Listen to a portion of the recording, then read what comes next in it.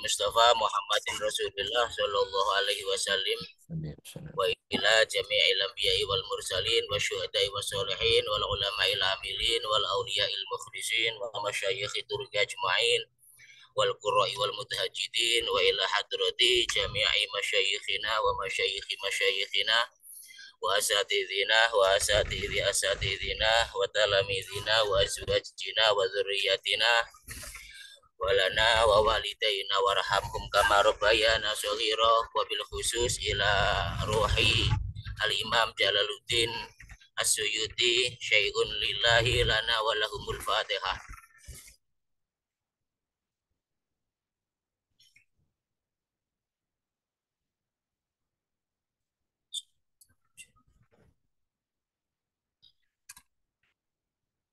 Assalamualaikum warahmatullahi wabarakatuh.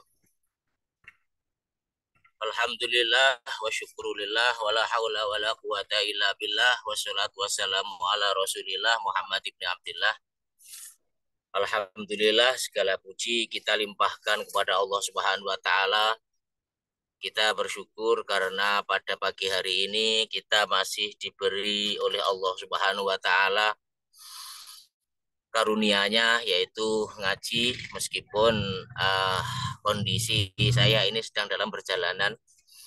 Mudah-mudahan kita semuanya diberi ilmu yang manfaat oleh Allah Subhanahu wa taala. Amin Allahumma amin.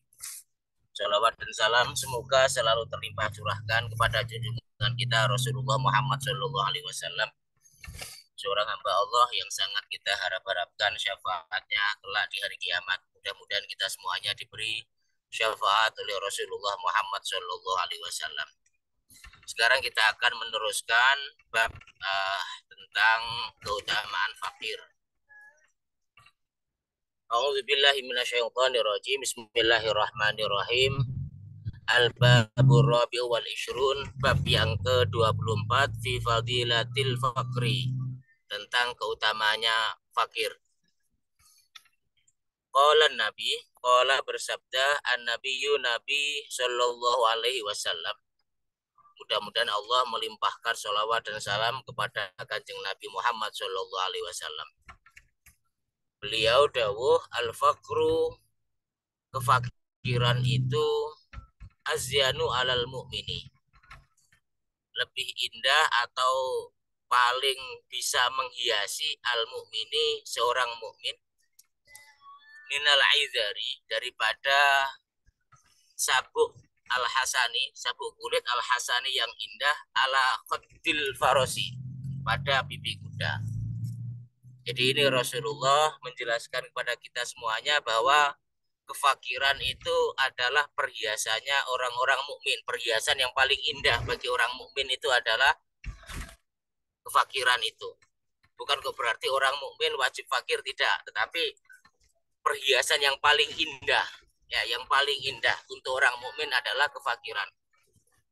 Fakir, kalau kita membaca literatur khususnya dari Imam Ghazali, fakir itu ketika seseorang membutuhkan sesuatu, kemudian sesuatu itu tidak ada, tidak dijumpai, dia tidak mendapati sesuatu tersebut, itu namanya fakir. Misalnya butuh makan tapi tidak ada misalnya, ya, atau membutuhkan sesuatu lah, pokoknya ketika dia itu kehilangan atau tidak mendapati ma yahtaju ilaihi, apa yang ia butuhkan, itu namanya fakir. Itu namanya fakir. Makanya kalau melihat definisi dari Hadratul Syekh Imam Ghazali ini, sebenarnya itu ya banyak orang kaya-kaya itu ya pada hakikatnya sajane fakir, ya, fakir jiwanya. Dan tidak sedikit juga kadang-kadang orang yang fakir tapi jiwanya kaya. Tapi yang dimaksud dalam hadis ini dan hadis-hadis selanjutnya, fakir di sini adalah fakir yang tidak merasa butuh uluran tangan manusia. Jadi dia itu meskipun butuh, meskipun kondisinya itu kekurangan, tetapi dia tidak pernah mengharapkan uluran tangan dari manusia.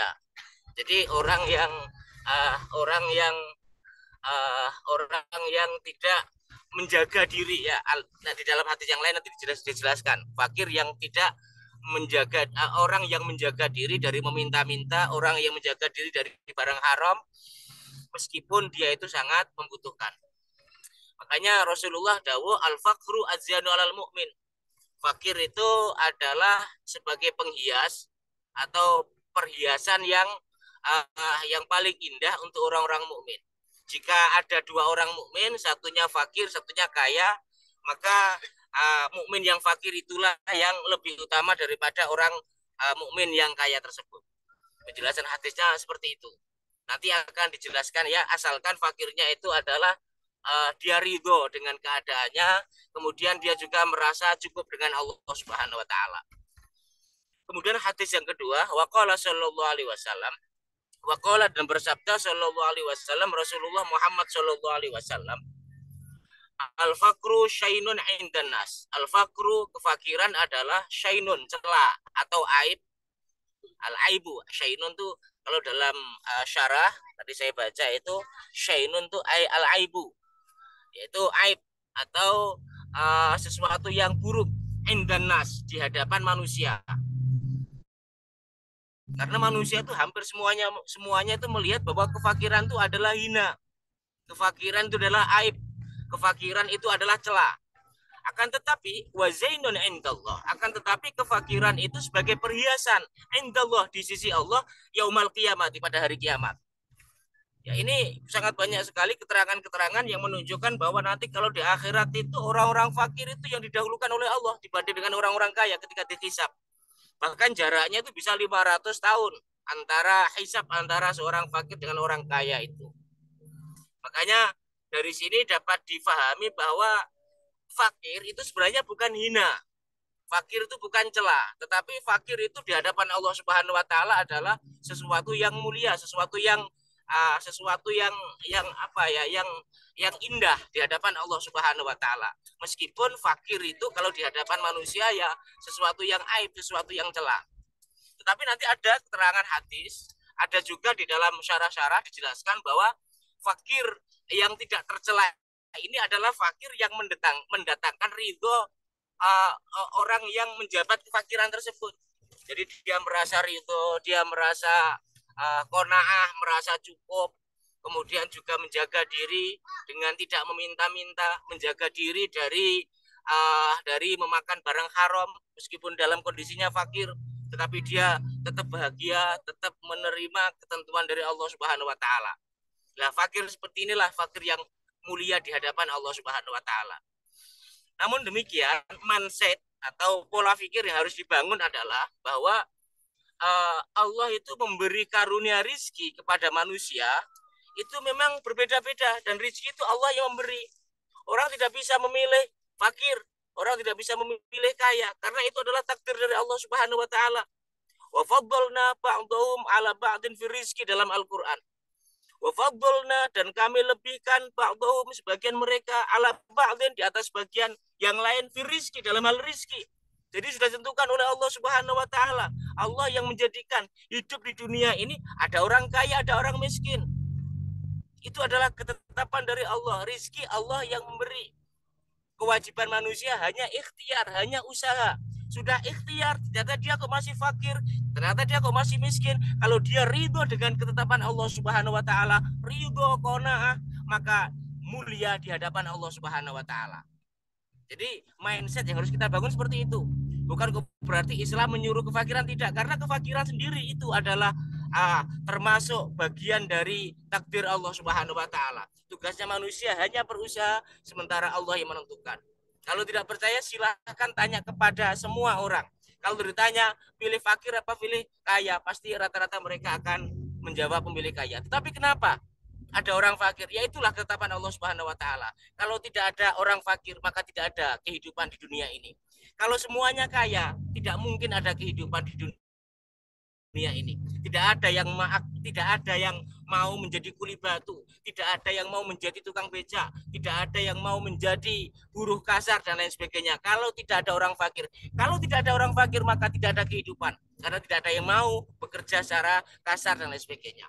Oleh karena itu sekali lagi, kefakiran, kemiskinan itu bukan kehendak manusia, tapi itu adalah kehendak Allah Subhanahu wa taala. Sebagaimana dalam Al-Qur'an, wa faddalna ba'dahum ala ba'din fi rizqi. Dan kami lebihkan sebagian manusia di atas sebagian yang lain dalam rezeki. Dengan demikian manusia bisa saling tolong menolong. Orang kaya membantu orang yang fakir juga menolong orang yang kaya, sehingga ada kehidupan di dunia ini.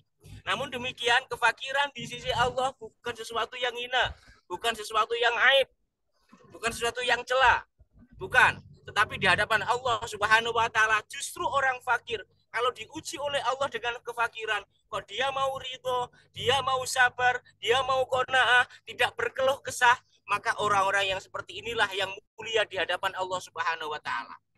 Pada hari kiamat nanti mereka justru akan dimuliakan oleh Allah Subhanahu wa taala, akan didahulukan oleh Allah Subhanahu wa taala dibanding dengan orang-orang yang berkecukupan.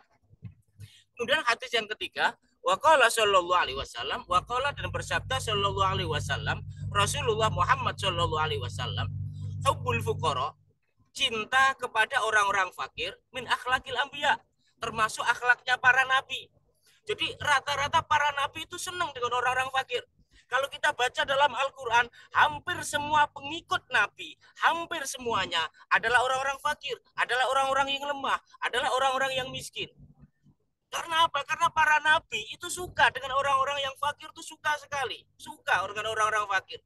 Ketika ada dua orang, satu orang fakir, satu orang miskin, para nabi itu memilih duduk berdekatan dengan orang fakir dibanding dengan orang yang kaya. Itu termasuk akhlaknya para nabi. Makanya di sini Rasulullah menyebutkan waqala sallallahu alaihi wasallam, dan Rasulullah hubbul fuqara, mencintai orang fakir, min akhlakil anbiya, termasuk akhlaknya para nabi. Termasuk akhlaknya para nabi. Termasuk apa? Termasuk akhlaknya para ulama, warasatul anbiya, ulama-ulama yang mewarisi para nabi itu ilmunya. Mereka suka dengan orang-orang fakir.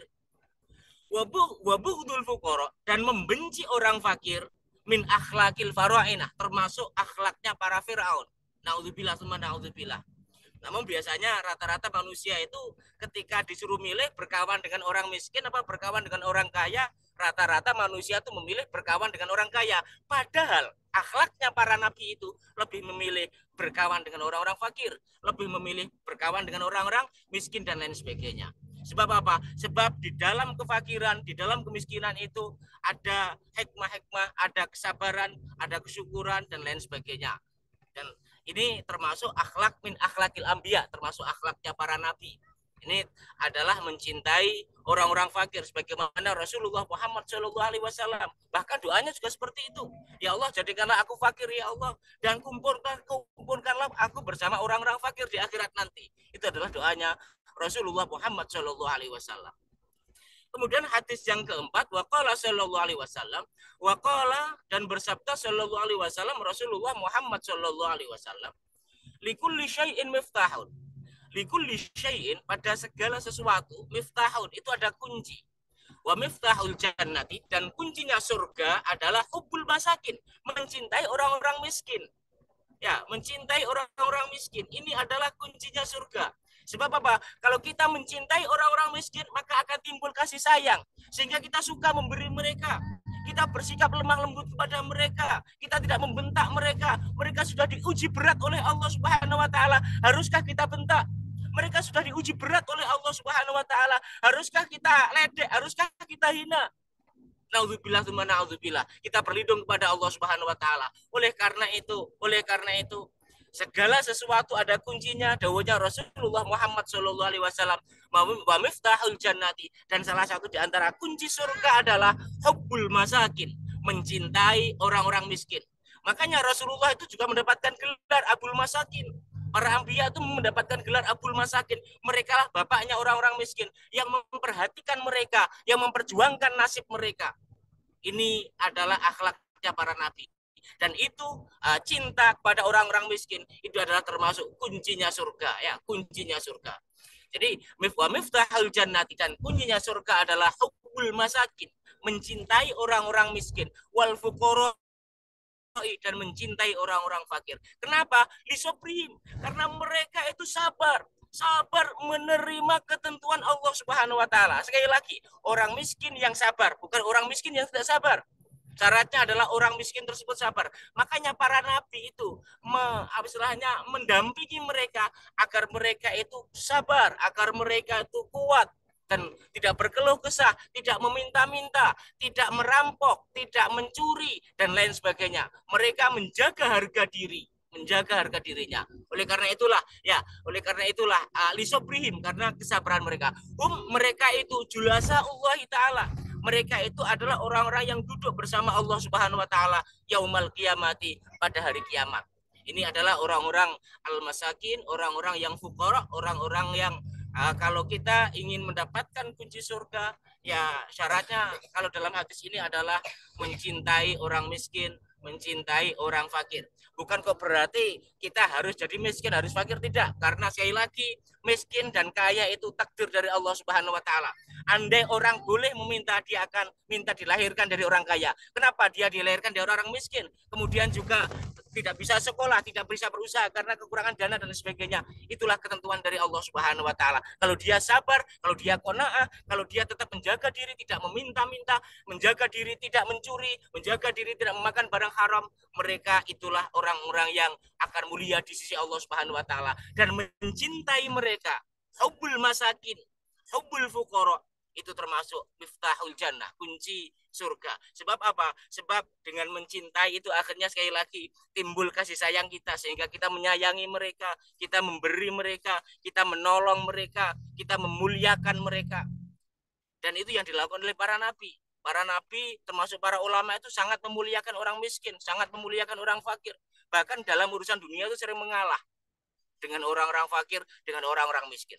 Itu hadis yang kemudian hadis berikutnya, waqala sallallahu alaihi wasallam, waqala, dan bersabda Rasulullah Muhammad sallallahu alaihi wasallam, innallaha ta'ala, sesungguhnya Allah Subhanahu wa taala, yuhibbu, mencintai, abdahu, hambanya, al mukmin, yang mukmin. Gusti Allah tuh suka mencintai hambanya yang mukmin. Itu sangat disukai oleh Allah Subhanahu wa taala. Ditambah lagi al fakir. Kok orang mukmin tersebut al fakir, yang tidak punya, ya, yang tidak punya. Sebagaimana Rasulullah Muhammad SAW ketika meninggal dunia tidak meninggalkan uang sepeser pun, tidak meninggalkan dirham sepeser pun. Yang ditinggalkan Rasulullah adalah ilmu, yang ditinggalkan Rasulullah adalah iman, yang ditinggalkan Rasulullah adalah Islam. Rasulullah tidak meninggalkan dirham, tidak meninggalkan uang, dinar dan lain sebagainya. Begitu juga dengan para nabi-nabi yang lain. Bahkan ketika masih punya uang, ya dalam sejarah kan seperti itu. Ketika masih punya uang, kalau nggak salah itu 4 dirham atau berapa, saya lupa itu. Kemudian dikasihkan kepada Siti Aisyah, ya Aisyah, ini kasihkan, ketika mau meninggal dunia itu. Kemudian beliau pingsan. Ketika siuman tanya lagi kepada Siti Aisyah, ya Aisyah, apakah uang yang kemarin saya kasihkan kepada kamu itu sudah kamu berikan kepada fakir miskin? Belum ya Rasulullah. Kemudian Rasulullah marah itu. Bagaimana Aisyah, saya menghadap kepada Allah Subhanahu wa taala sementara di tangan saya masih ada dirham. Bagaimana? Ini adalah Rasulullah Muhammad SAW memberi contoh, memberi suri tauladan kepada kita bahwa kita hendaknya mencintai orang-orang fakir miskin. Kalau kita punya uang, ulurkanlah tangan kepada mereka, sayangilah mereka. Jangan diherdik, jangan dimarahi, tetapi sayangi mereka. Kalau bisa tolong, kalau nggak ada pekerjaan, kasih pekerjaan. Kalau dia nggak bisa sekolah, sekolahkan, kasih beasiswa. Nanti dia akan mendapatkan surganya Allah Subhanahu wa taala. Jika kita dijadikan orang kaya oleh Allah, kita dijadikan berkecukupan oleh Allah, jangan melupakan ini. Apa itu? Mencintai orang-orang fakir, mencintai orang-orang miskin. Sehingga harta kita pakai untuk membiayai sekolah mereka, kita pakai untuk membelikan pakaian mereka, kita pakai untuk yang lain, untuk keperluan-keperluan mereka dan lain sebagainya. Dan itu akan mendapatkan surga kalau mau melakukan seperti itu. Ini dahulunya Rasulullah Muhammad SAW. Jadi Rasul Allah Subhanahu wa taala mencintai hambanya yang al-mukmin, mencintai hambanya yang al-fakir, kemudian juga mencintai hambanya yang al-muta'affif. Sudah mukmin, sudah fakir, muta'affif lagi. Muta'affif itu orang yang menjaga diri dari barang haram, tidak meminta-minta. Karena banyak ada juga orang mukmin yang fakir itu yang meminta-minta. Suka mengajukan proposal misalnya, ya, suka mengajukan proposal, suka meminta-minta, suka berkeluh kesah. Ini ada juga orang mukmin yang fakir tapi berkeluh kesah, sambatan, ya, sambatan, diuji oleh Allah, kekurangan sedikit sudah sambat, menceritakan kepada kawan-kawannya dan lain sebagainya. Yang dicintai oleh Allah, yang lebih dicintai oleh Allah adalah fakir, orang mukmin yang fakir tetapi tidak pernah sambatan, dipendam. Ketika kekurangan dipendam, tidak ceritakan kepada orang lain, dipendam. Ini yang dicintai oleh Allah Subhanahu wa taala. Dia tidak khawatir sama sekali, tidak khawatir dengan rizkinya karena dia yakin kalau rizkinya tidak akan lari kepada orang lain. Kalau tidak rizkinya tidak akan sampai kepada dia. Keyakinannya sudah sampai seperti itu. Makanya disebutkan Innallah, sungguhnya Allah Subhanahu wa taala yuhibbu, mencintai abdahu, hambanya, al mukmin, yang mukmin, al fakir, lagi fakir, al muta'affif, lagi menjaga diri. Ya, menjaga diri dari barang haram, tidak mau mencuri, tidak mau menggosok, tidak mau menipu, meskipun dia fakir, meskipun dia butuh, tetapi dia menjaga diri tidak memakan barang haram, termasuk tidak meminta-minta, ya, tidak menjadi pengemis, tidak meminta-minta dia, termasuk tidak berkeluh kesah. Orang-orang yang seperti inilah yang dicintai oleh Allah Subhanahu wa taala. Abal ayal, sementara dia juga punya keluarga, kepala keluarga, ya, kepala keluarga, punya anak, punya istri, tetapi dia menjaga diri dari semua itu, menjaga diri, dia sabar, dia qanaah, dia ridho dengan apa yang ditetapkan oleh Allah Subhanahu wa taala. Meskipun demikian, dia tetap saja tidak menjadikan dia berpangku tangan. Dia tetap berusaha. Nggak ada orang yang tidak berusaha di dunia ini. Sepanjang manusia punya akal, dia tetap berusaha dan terus berusaha. Tetapi apalah daya, kadang-kadang usahanya tidak menghasilkan hasil karena Allah Subhanahu wa taala kadang-kadang juga tidak memberikan kelancaran rezekinya, bisa jadi juga seperti itu. Sebab hanya Allah yahbitu wa yaqbidu rizqa lima yasha. Yahbitu rizqa lima yasha, yabsutu rizqa lima yasha wa yahbit. Allah lah yang meluaskan rizki kepada siapa yang Allah kehendaki. Allah lah yang menyempitkan rizki kepada siapa yang Allah kehendaki. Jadi kesempitan rizki atau keluasan rizki itu di tangan Allah Subhanahu wa taala. Ketika dijadikan sempit rizkinya oleh Allah, hendaknya tetap menjadi orang mukmin, tetap menjadi al-muta'affif, tidak berkeluh kesah. Dia tetap alhamdulillah walakal hamdu ala ma qadait. Alhamdulillah, puji kepadamu ya Allah atas apapun keadaanku, misalnya seperti itu. Dan dia meskipun punya keluarga dan lain sebagainya. Kemudian hadis berikutnya, ini mohon maaf ya, saya ngomongnya keras sekali karena ini saya dalam perjalanan, apalagi digoncang-goncang. Kalau pelan nggak bisa ini karena kondisi di kendaraan. Waqala sallallahu alaihi wasallam, waqala dan bersabda sallallahu alaihi wasallam Rasulullah Muhammad sallallahu alaihi wasallam, al-faqru amanatun, kefakiran adalah amanat. Faman kata mahu, barang siapa yang menyimpannya, menyembunyikannya, tidak menampakkan kepada manusia, karena ibadatun, karena maka kefakiran tersebut adalah ibadatan, sebagai ibadah, sebagai ibadah.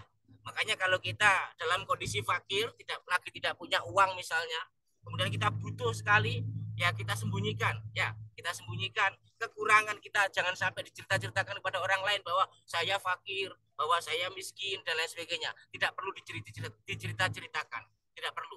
Dan siapa yang menyembunyikan kefakiran dia, ya tidak menampakkan sehingga menjadikan orang itu terenyuh, menjadikan orang itu merasa iba. Jangan sampai menjadikan orang itu merasa iba, merasa terenyuh. Berarti seperti itu. Itu adalah ibadah, dawuhnya Rasulullah Muhammad Shallallahu Alaihi Wasallam. Waman, dan barang siapa baha yang menampakkan diri dengan kefakiran tersebut, fakot kolada, maka dia telah membebani ikhwanahu, teman-temannya, al muslimin, orang-orang muslim, akan membebani. Kalau kita ceritakan akan membebani, ya akan membebani. Pasti orang lain itu akan merasa iba, sehingga seharusnya uangnya dia itu untuk yang lain, tapi dikasihkan karena iba, karena merasa. Kadang-kadang juga menimbulkan efek menimbulkan kesan negatif. Ini orang mukmin tapi kerjaannya meminta-minta. Nanti yang disalahkan orang mukminnya, yang disalahkan masjidnya, yang disalahkan pesantrennya, yang disalahkan kitabnya, padahal tidak seperti itu. Oleh karena itu, siapa yang mau menyembunyikan kefakirannya, tidak menampakkan, maka itu adalah ibadah. Sebaliknya, siapa yang menampakkan kekurangannya, kefakirannya, kemiskinannya, maka mereka adalah orang-orang yang membebani orang Islam yang lain. Kalau bisa kita menyangga beban orang lain, kalau bisa seperti itu. Makanya di Al-Quran juga disebut baik yang meminta-minta atau tidak yang meminta-minta, tetapi yang paling utama. Hadis berikutnya, waqala sallallahu alaihi wasallam, waqala dan bersabda sallallahu alaihi wasallam Rasulullah Muhammad sallallahu alaihi wasallam, tuba, beruntunglah atau sangatlah beruntung lil fuqara, untuk orang-orang fakir, wa du'afa, dan orang-orang lemah, min ummati, dari umatku. Beruntunglah mereka. Nanti di akhirat ya. Jadi beruntung di sini adalah beruntung di akhirat. Sebab hisapnya akan sedikit. Semakin banyak menggunakan fasilitas dunia, maka hisapnya semakin lama. Semakin sedikit menggunakan fasilitas dunia, maka hisapnya akan sebentar. Makanya orang-orang fakir nanti itu sebentar hisapnya di akhirat, sangat sebentar sekali. Sementara kalau orang kaya nanti hisapnya sangat lama sekali, akan ditanyai satu persatu. Sebab apa? Rizki itu dari Allah Subhanahu wa taala. Allah yang memberi rizki, Allah yang memberi harta, semuanya nanti akan ditanya oleh Allah Subhanahu wa taala. Oleh karena itu sangat beruntung orang-orang fakir, orang-orang yang lemah tadi. Sebab apa? Mereka rata-rata didolimi, mereka rata-rata diuji dengan ujian-ujian yang berat. Jika mereka sabar, jika mereka ridho, maka mereka itulah orang-orang yang beruntung. Dawuhnya Rasulullah Muhammad SAW. Makanya di sini disebutkan tubalil fuqara, sangat beruntunglah orang-orang fakir. Sebab apa? Di akhirat nanti hisabnya sangat sedikit, dan orang fakir itu potensi sombongnya juga tidak ada, potensi untuk angkuhnya juga tidak ada, potensi untuk riak dan lain sebagainya juga sangat sedikit sekali. Berbeda dengan orang kaya, ujiannya sangat berat sekali. Oleh karena itu Rasulullah dawuh, tuba lil fuqara, beruntunglah orang-orang fakir, wa du'afa, dan orang-orang yang lemah, min ummati, dari umat. Sebab banyak hikmah-hikmah, banyak kebijaksanaan Allah di balik kefakiran tersebut. Kemudian hadis yang ke-8, waqala sallallahu alaihi wasallam, waqala, dan bersabda sallallahu alaihi wasallam Rasulullah Muhammad sallallahu alaihi wasallam, al-fakru, kefakiran adalah karomatun, kemuliaan, min karomatillah, di antara kemuliaan-kemuliaan dari Allah Subhanahu wa taala. Jadi kefakiran dawuhnya Rasulullah adalah kemuliaan dari beberapa kemuliaan Allah Subhanahu wa taala. Dan ini juga disebutkan dalam Al-Qur'an, ya ayuhan nas, wahai manusia, antumul fuqara ilallah. Kalian semuanya itu fakir di hadapan Allah Subhanahu wa taala. Jadi pada hakikatnya semua manusia itu fakir di hadapan Allah pada hakikatnya. Sebab yang kaya hanya Allah Subhanahu wa taala. Kalaupun kita punya harta yang kita miliki itu sebenarnya adalah titipan dari Allah, pemberian dari Allah Subhanahu wa taala, yang di hari kiamat nanti akan ditanyai untuk apa, dari mana, dan lain sebagainya. Apa yang dititipkan oleh Allah kepada kita semuanya itu.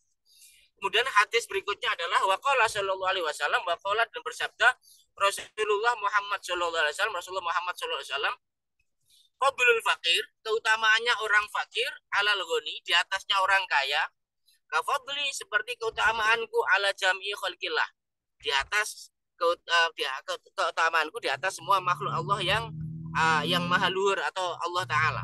Jadi Allah, Rasulullah Muhammad sallallahu alaihi wasallam menjelaskan bahwa fadlul fakir alal ghani kafadli ala jami'i khalqillah.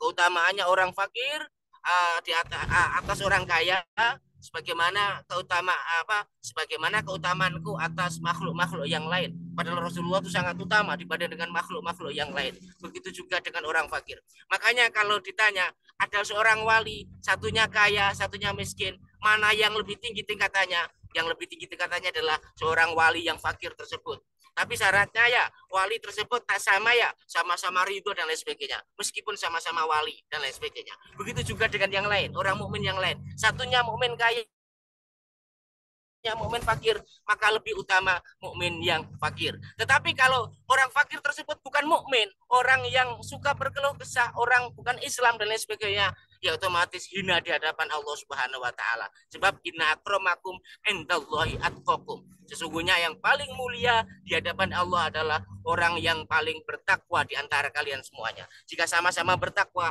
antara orang kaya dengan orang miskin, maka yang lebih tinggi derajatnya adalah orang miskin tersebut.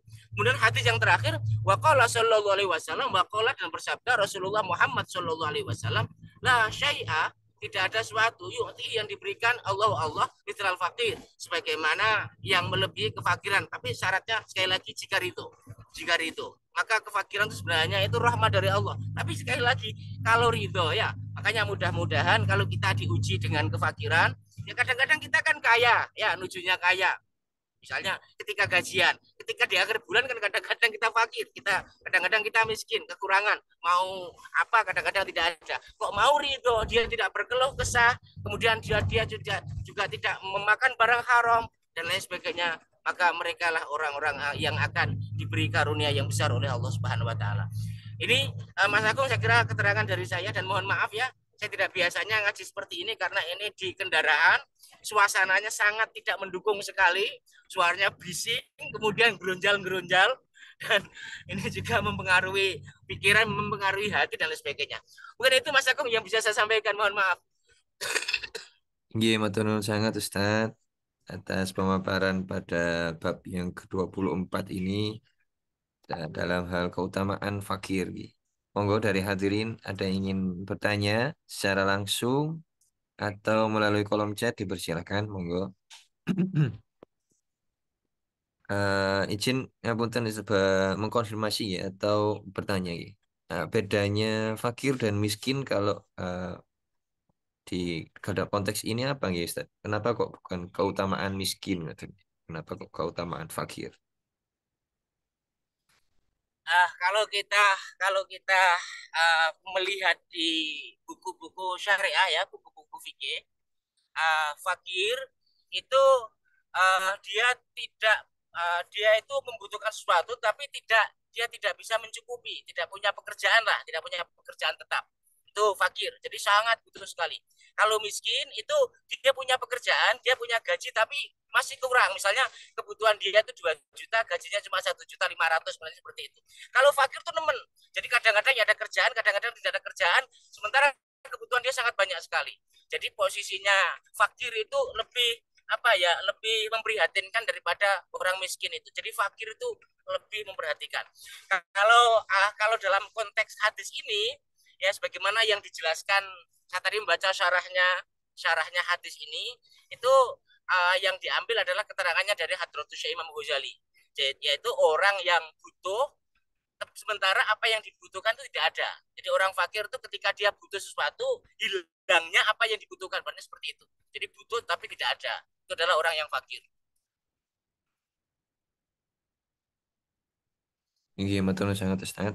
Ini secara hakikat loh Mas Agung ya, bukan secara majas. Karena secara majas itu banyak orang yang kaya-kaya tapi fakir. Betul, banyak orang-orang kaya tapi fakir, merasa merasa kurang saja. Dikasih uang gaji sudah 20 juta, saya kurang lah ya. Dan lain sebagainya. Kalau ini namanya fakir-fakir jiwanya ini, bukan fakir dalam hadis ini. Iya, matur nuwun sangat Ustaz atas penjelasannya. Mengkonfirmasi lagi nih, Ustaz. Mungkin apa saya salah menangkap Ki? Eh, bahwa pernah satu kajian Ki, atau disampaikan oleh Ustaz bahwa menjadi fakir ilallah artinya itu artinya tidak membutuhkan selain Allah, ngoten nggih. Apa itu betul nggih, Ustaz? Fakir ilallah itu seperti itu. Ya, ya, itu juga bisa bermakna demikian. Tetapi dalam hadis ini, fakir, kalau dalam data saya baca syarahnya itu fakir secara hakikat, Mas Agung. Bukan fakir seperti itu, secara hakikatnya. Iya, baik Ustaz. Meskipun itu juga bisa dimasukkan ya, meskipun itu juga bisa dimasukkan karena dalam ayat juga ada ya, ya Yuhannas antumul fuqara ilallah, kalian semuanya itu fakir di hadapan Allah karena yang kaya hanya Allah. Kita kan butuh Allah, butuh rizkinya, butuh butuh maunahnya, butuh pertolongannya. Ya semuanya kan karunia dari Allah Subhanahu wa taala. Ya bisa juga dimasukkan ke situ juga bisa. Tinggi karena beberapa guru, beberapa ustadz itu menambahkan nama istilah al-fakir di belakang namanya, ngoten nggih, Ustaz. Oke, Ustadz Ya al-fakir ngoten nggih. banyak ya, termasuk para ulama juga Mas Agung. Para ulama itu rata-rata menganggap dirinya al-fakir ya dengan harapan mendapatkan fadilah-fadilah ini loh ya. Ya karena secara gak langsung kita fakir lah, termasuk saya sendiri juga al-fakir ibaratnya ya, belajar saya butuh Allah betul, butuh rizkinya, butuh kasih sayangnya, butuh butuh pertolongannya, butuh ampunannya. Itu namanya fakir, orang yang sangat butuh. Iya, betul sangat Ustaz. Kalau dalam konteks ada, nggak tahu apakah itu hadis nih, bahwa kemiskinan itu dekat dengan apa ini kekafiran guys. Apa napa niku hadis atau bagaimana guys? Gimana Mas, aku nggak terlalu jelas suaranya, kurang terlalu. Bahwa kemiskinan dekat dengan kekafiran, ngoten guys. Kak Apa itu? kadal fakru ayakun aku front. Mungkin nggih. Nggih, nggih. Menawi ngoten. Itu bagaimana penjelasannya nggih dengan dihubungkan dengan keutamaan fakir niki nggih. Ustaz.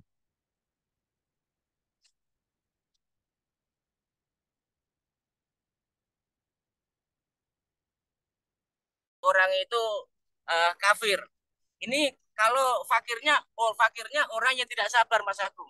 Orang yang tidak sabar, orang yang tidak ridho, maka menjadikan dia itu nanti menjadi kafir. Itu betul juga. Kalau fakirnya di sini bukan hanya dari sisi fakir harta loh ya, tapi fakir iman, fakir ilmu, fakir akhlak. Ini juga fakir. Ini juga fakir. Sebab apa? Sebab banyak juga orang kaya itu yang menjadi kafir gara-gara materi juga. Jadi fakir di sini bisa bermakna fakir hakikat, bisa bermakna fakir majas, bisa bermakna. Pokoknya kalau orang tersebut tidak ridho, ibaratnya seperti itu ya, tidak qanaah, tidak memiliki keimanan, jadi fakirnya adalah fakir iman, fakirnya adalah fakir ilmu, fakirnya adalah fakir akhlak dan lain sebagainya. Itu bisa menjadikan orang tersebut kafir. Iya, betul sangat Ustaz. Terakhir mungkin Ya, ya kita betul itu banyak orang-orang miskin, fakir itu yang kemudian masuk Kristen ya, gara-gara disumbang sama orang-orang Kristen dan sebagainya. Ya dia bukan hanya fakir fisiknya saja, fakir ilmu juga, fakir iman juga.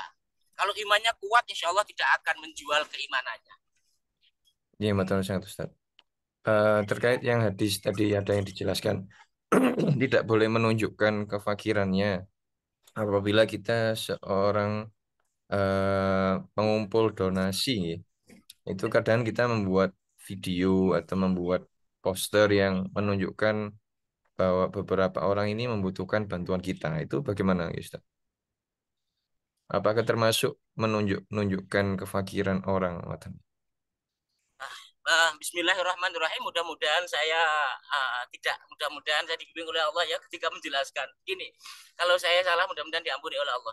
Begini loh ya, kalau kalau yang mengupload itu orang lain, yang menunjukkan itu orang lain, saya kira tidak apa-apa. Pokoknya bukan dia gitu loh, bukan dia. Kalau ada orang lain misalnya biar si si A ini si Fulan yang miskin ini dapat bantuan dari BAS ya Badan Amil Zakat atau dari pemerintah, maka kemudian difoto kondisinya, difoto kemudian diupload dengan harapan mendapatkan pertolongan. Itu saya kira tidak apa-apa dan itu langkah yang sangat bagus. Kita termasuk mencintai orang fakir miskin itu, membantu mereka, menolong mereka.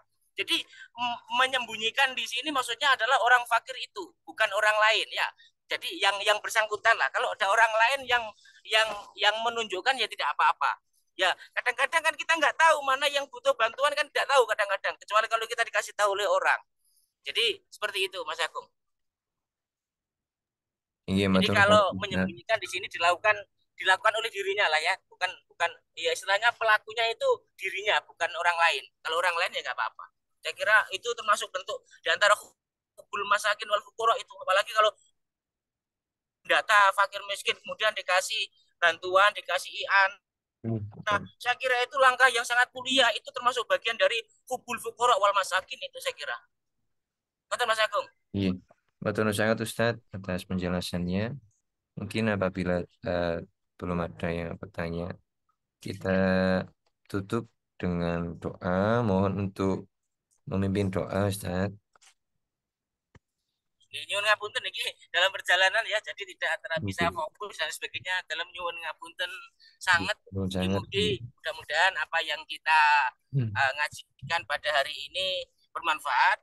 Sekali lagi ambil sisi positifnya ya dari ngaji dari hadis ini, jangan diambil sisi negatifnya.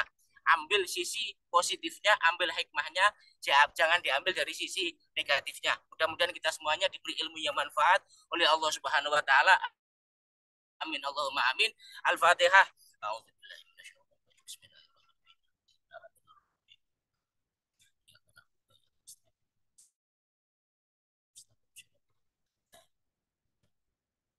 A'udzu billahi minasyaitonir rajim. Bismillahirrahmanirrahim. Allahumma shalli ala sayyidina Muhammad walhamdulillahirabbil alamin.